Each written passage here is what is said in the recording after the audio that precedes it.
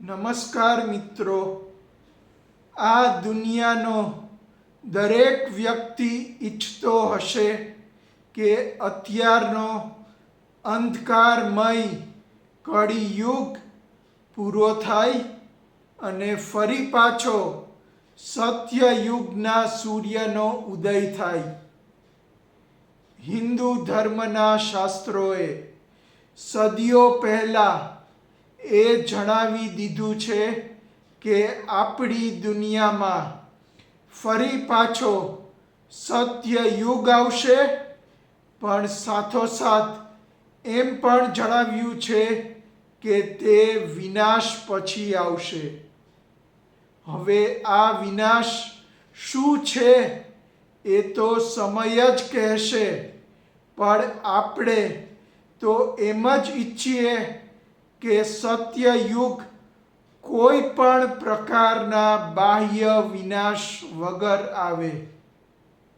તો મિત્રો, ચાલો આજે એક ઊંડા અને મહત્વના પ્રશ્ન પર ચર્ચા કરીએ કે શું સત્યયુગ વિનાશ વગર પાછો આવી શકે છે?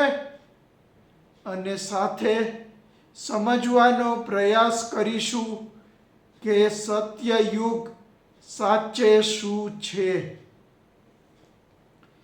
ઘણા લોકો સત્યયુગને એક પ્રાચીન સુવર્ણ યુગ તરીકે જુએ છે કે જે દેવતાઓ, સત્ય, ધર્મ અને શાંતિનો સમય હતો. પરંતુ જો આપણે સત્યયુગને ઊંડાણથી સમજીએ તો આપણને ખબર પડે કે તે માત્ર કેલેન્ડરનો સમયખંડ નથી. સત્યયુગ એ તો માનવ ચેતનાની અવસ્થા છે. જ્યારે વ્યક્તિ અંદરથી સત્યનિષ્ઠ હોય, લોભ કરતા ધર્મ વધારે પ્રબળ હોય, ભય કરતા વિશ્વાસ વધારે મજબૂત હોય અને નિયંત્રણ કરતા સ્વનિયમન વધારે કાર્યરત હોય, ત્યારે સત્યયુગ જન્મ લે છે. અર્થાત સત્યયુગ બહારથી લદાતો નથી, પણ તે માણસની અંદરથી પ્રગટે છે. મિત્રો, હવે આપણે એ જાણીએ કે શું સત્યયુગ હંમેશા વિનાશ પછી જ આવે છે? હિન્દુ શાસ્ત્રોમાં 4 યુગોની વાત આવે છે: સત્યયુગ, ત્રેતાયુગ, દ્વાપરયુગ અને કળિયુગ.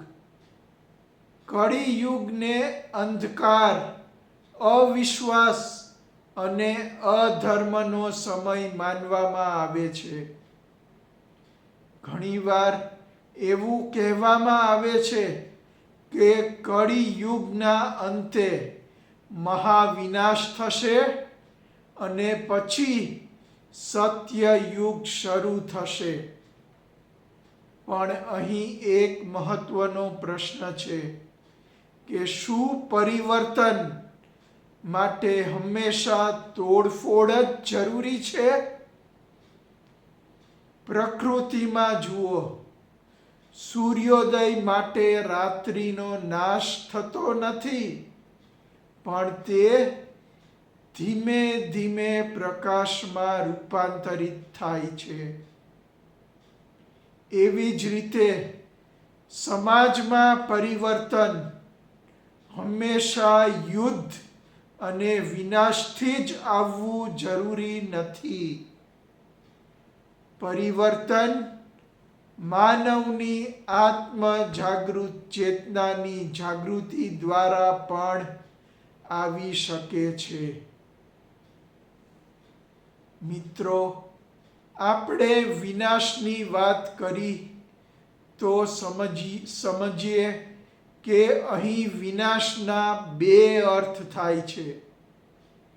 વિનાશ શબ્દનો અર્થ માત્ર ભૌતિક તોડફોડ નથી, પણ એક છે બહારનો વિનાશ, એટલે કે યુદ્ધ, પ્રાકૃતિક આપદાઓ અને વ્યવસ્થાઓનું પતન.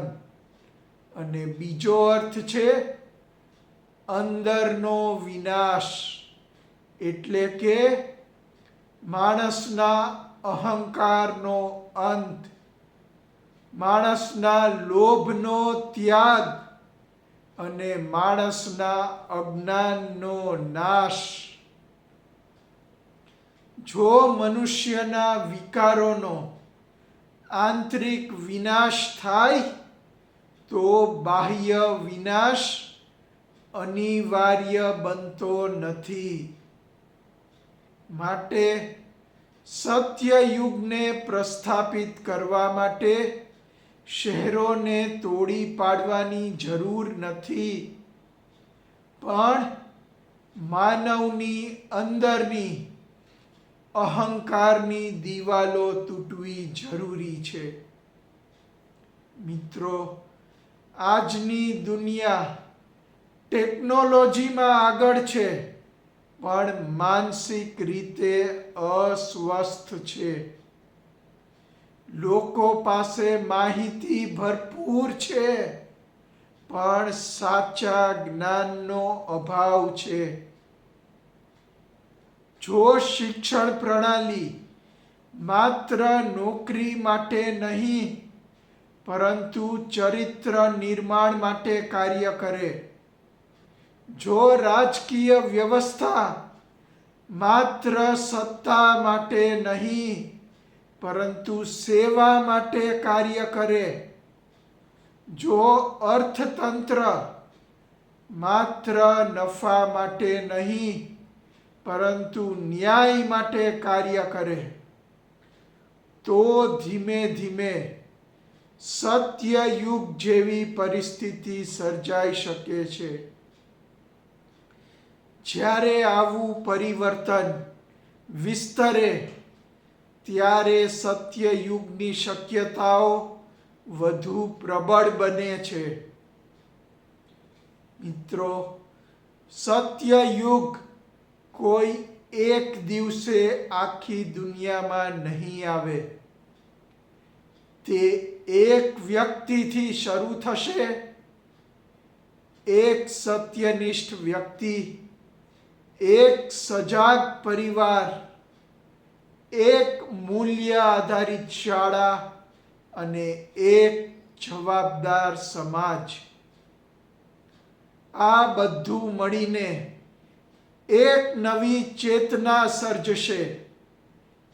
આ એક ડિસેન્ટ્રલાઇઝ્ડ ટ્રાન્સફોર્મેશન એટલે કે વિકેન્દ્રિત પરિવર્તન છે, કે જ્યાં દરેક વ્યક્તિ પોતાની અંદરના કળિયુગને હરાવે છે, એટલે કે પોતાની અંદરના વિકારોને હરાવે છે,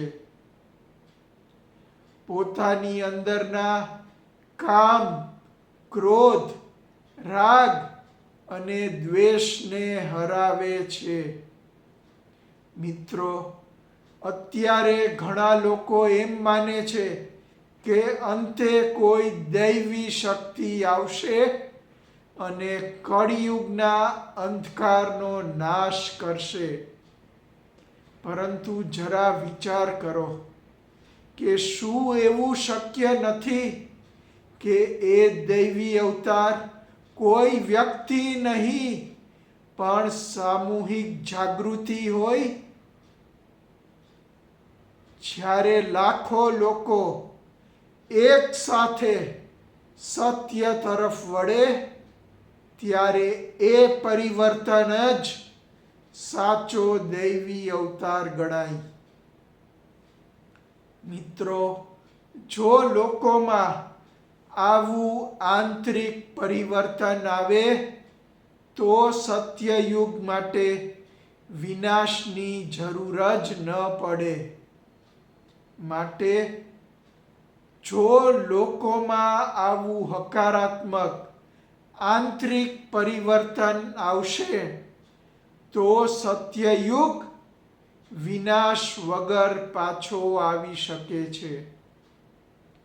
પણ આના માટે એક શરત છે. વિનાશ બહાર નહીં, વ્યક્તિની અંદર થવો જોઈએ. અજ્ઞાનનો વિનાશ, અહંકારનો વિનાશ, લોભ અને ભયનો વિનાશ. જો લોકોમાં આવું આંતરિક પરિવર્તન આવે તો બહાર યુદ્ધ કરવાની જરૂર જ નહીં પડે. માટે મિત્રો, સત્યયુગ કોઈ ભવિષ્યની રાહ જોવાની ઘટના નથી. તે આજથી જ શરૂ થઈ શકે છે. પ્રશ્ન એ નથી કે સત્યયુગ ક્યારે આવશે. પ્રશ્ન એ છે કે શું આપણે સત્યયુગ લાવવા માટે તૈયાર છીએ? જો આપણે બદલાઈએ તો સમાજ બદલાશે. સમાજ બદલાશે તો વ્યવસ્થા બદલાશે. અને જ્યારે વ્યવસ્થા બદલાશે ત્યારે સત્યયુગ માત્ર કલ્પના નહીં રહે, પણ તે એક જીવંત વાસ્તવિકતામાં રૂપાંતરિત થશે.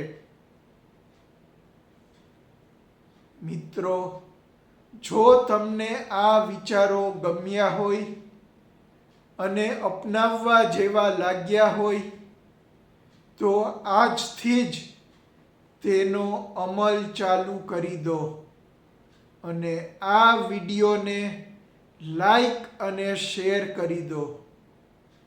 હવે ફરી મળીશું સત્ય યુગને પુનઃ પ્રસ્થાપિત કરવાના એક નવા પ્રયાસ સાથે. ત્યાં સુધી અલવિદા. નમસ્કાર.